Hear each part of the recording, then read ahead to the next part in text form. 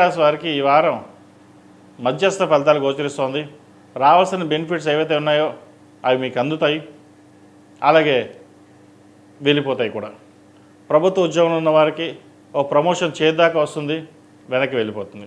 నూతన వ్యాపారం ప్రారంభిద్దాం అనుకుంటాం, సరైన సమయంలో డబ్బు అందక కొంతకాలం ఆగి ఉండాల్సిన పరిస్థితి వస్తుంది. ఉద్యోగం మారాలనుకుంటారు, కానీ సరైన సమయంలో ఉద్యోగం రాకపోవడం, ఉన్న ఉద్యోగంలోనే చేయడం అనేది ఏర్పడుతుంది. జన్మరాశ్యాధిపతి దశమాధిపతి అయిన గురువు చతుర్థంలో కంబస్ట్ అయ్యారు. వీటి వల్ల ఒక పనికి 2 సార్లు చేయడం, గురువు వీళ్ళకి అనుకూలంగా లేకపోవడం వల్ల ప్రతి పని 2-3 సార్లు చేయడం, నలుగురిలోనూ చిన్నపాటి విభేదాలు రావడం, వీడు కుటుంబ సభ్యులు కావచ్చు, బంధుమిత్రులు కావచ్చు, సహోద్యోగులు కావచ్చు, భాగస్వాములు కావచ్చు. మీరు ఎంత చక్కగా ఉన్నా కూడా అవతల వాళ్ళు సరిగ్గా మిమ్మల్ని అర్థం చేసుకోకపోవడం కూడా ఇది ఒక కారణం అని చెప్పచ్చు. అలాగే ఉద్యోగ ప్రయత్నం కొత్తగా చేస్తున్న వాళ్ళకి కొంచెం నిదానమైన సరే మంచి ఉద్యోగం వస్తుంది. ప్రభుత్వ సంబంధమైన విషయ వ్యవహారాలు మీకు బాగుంటాయి. ప్రభుత్వ పరంగా మీకు రావాల్సిన బెనిఫిట్స్ కావచ్చు, ఉద్యోగం కావచ్చు వచ్చే అవకాశాలు ఉంది. ముఖ్యంగా వైద్య వృత్తులు ఉన్న వారికి చక్కగా ఉంది. విదేశాలు వెళ్ళాలనుకున్న వారికి ఇది మంచి సమయం అని చెప్పచ్చు. సీట్ కోసం ప్రయత్నిస్తున్న వారికి మంచి సీట్ లభిస్తుంది. ఏదైనా సరే సీటు విషయంలో, కాలేజీ విషయంలో ఆచితూచి వ్యవహరించాలి. ఏదో సీటు వచ్చేసింది ముందు మనం వెళ్ళిపోదాం అనే ఆతృత కాకుండా, వచ్చిన యూనివర్సిటీ కావచ్చు లేదా కాలేజీ కావచ్చు, ఇక్కడ అది బాగుందా లేదా, మనం చక్కగా రాణించగలమా లేదా అనే అవగాహనతోటి ముందు చూపుతోటి వెళ్ళండి. మీకు తెలియకపోతే పెద్దవాళ్ళ సలహాలు సూచనలు తీసుకుని ముందుకు వెళ్ళడం కూడా ఇబ్బంది ఏమీ కాదు.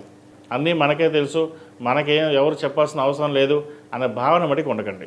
అదేవిధంగా హోమ్ లోన్ సంబంధించి, హౌసింగ్ లోన్ సంబంధించి, క్రెడిట్ కార్డు సంబంధించి విషయ వ్యవహారాల్లో జాగ్రత్తలు తీసుకోవాలి. మీరు కొన్న స్థలాలు ఏవైతే ఉన్నాయో అవి రేటు పెరిగే దిశగా ఉంటుంది. అమ్మకుండా జాగ్రత్త వహించండి, మంచి ఫలితాలు సంప్రాప్తిస్తాయి. ఈ రాశిలో జన్మించిన స్త్రీలకు విద్యా అవకాశాలు చక్కగా ఉన్నాయి, ఉద్యోగ అవకాశాలు కూడా చక్కగా ఉంది, వ్యాపార అభివృద్ధి కూడా బాగుంది, మంచి అవకాశాలు కలిసి వస్తాయి. అయితే వచ్చిన అవకాశాలని సద్వినియోగపరచుకోరు. మనకి మనగానే వెళ్దాం, మనకి ఎవరు చెప్పాల్సిన అవసరం లేదు అనే ధోరణి ఏర్పడుతుంది. దానివల్ల ఇంట్లో భాగస్వామితో కావచ్చు, బంధుమిత్రులతో కావచ్చు విభేదాలు ఉండే అవకాశం గోచరిస్తుంది. ఒక భూమిని కొనుగోలు చేస్తారు, అది వివాదాస్పదంగా మారుతుంది. అటువంటి డాక్యుమెంట్ విషయంలో కొన్ని జాగ్రత్తలు తీసుకోవడం చెప్పదగింది. వీరికి ఏలినాటి నడుస్తోంది. బంధుమిత్రులతోటి, సహోద్యోగులతోటి, వ్యాపారంలో భాగస్వామితోటి విభేదాలు వచ్చే అవకాశాలు ఎక్కువగానే గోచరిస్తోంది. జాగ్రత్త వహించాలి. ఆరోగ్యం పట్ల కూడా చిన్నపాటి ఇబ్బందులు ఉండే అవకాశం లేకపోలేదు. ₹1 వస్తే ₹2 ఖర్చు ఉంటుంది. ఏదైనా ఒక ప్లానింగ్ ప్రకారం వెళ్ళడం అనేది చెప్పదగినది. ఈ రాశి వారికి ఏలినాటి శని నడుస్తోంది. 8 శనివారాలు శనికి తైలాభిషేకం చేయడం, అలాగే అఘోర పాశుపత హోమం చేయించడం చెప్పదగినది. ఆరోగ్యం పట్ల కూడా కొంచెం జాగ్రత్తలు తీసుకోండి. ఈ రాశివారు ప్రతిరోజు ప్రతినిత్యం ఓం నమః శివాయ ఒత్తులతో దీపారాధన చేయడం, సుబ్రహ్మణ్య స్వామివారికి అభిషేకాలు చేయడం చెప్పదగిన సూచన. ఈ రాశిలో జన్మించిన వారికి కలిసి వచ్చే సంఖ్య 8, కలిసి వచ్చే రంగు నావీ బ్లూ. ఏదైనా పని మీద బయటకు వెళ్ళేటప్పుడు బుధవారం కానీ ఆదివారం అడిగిన వెళ్ళండి, మంచి ఫలితాలు సంప్రాప్తిస్తాయి. ఈ మేషం నుండి మీనం వరకు ఉన్నటువంటి రాశి ఫలితాలు ప్రస్తుత గోచారీత్యా అన్ని రాశుల వారికి కొంత ఇబ్బందికరమైన వాతావరణం నెలకొంటుంది. ప్రతి ఒక్కరూ ప్రతిరోజు మీ ఇష్టదైవాన్ని 108 సార్లు ప్రార్థించడం, అలాగే దుర్గాదేవి స్తోత్రం, సుబ్రహ్మణ్య స్వామి అష్టోత్తరం పఠించడం చాలా చెప్పదగిన విషయం అని చెప్పవచ్చు.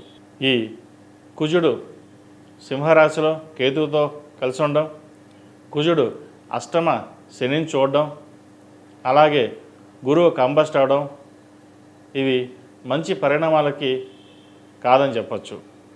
విస్ఫోటాలు సంభవించవచ్చు, అగ్ని ప్రమాదాలు, దేశ రాజధానుల మీద ఇబ్బంది, అధికారులతోటి విభేదాలు, ముఖ్యంగా రాజకీయ నాయకులకు పదవీ గండం, దేశాల మధ్య యుద్ధ వాతావరణం, ప్రకృతి వైపరీత్యాలు, భూకంపాలు, ఇటువంటి వైపరీత్యాలు నెలకొల్పే విధంగా గోచరిస్తోంది. ముఖ్యంగా ఇది ప్రపంచ దేశాల మీద ఎక్కువగా ప్రభావితం ఉంటుంది. అయితే మనుషుల మీద ప్రభావితం చాలా తక్కువగానే ఉంటుంది.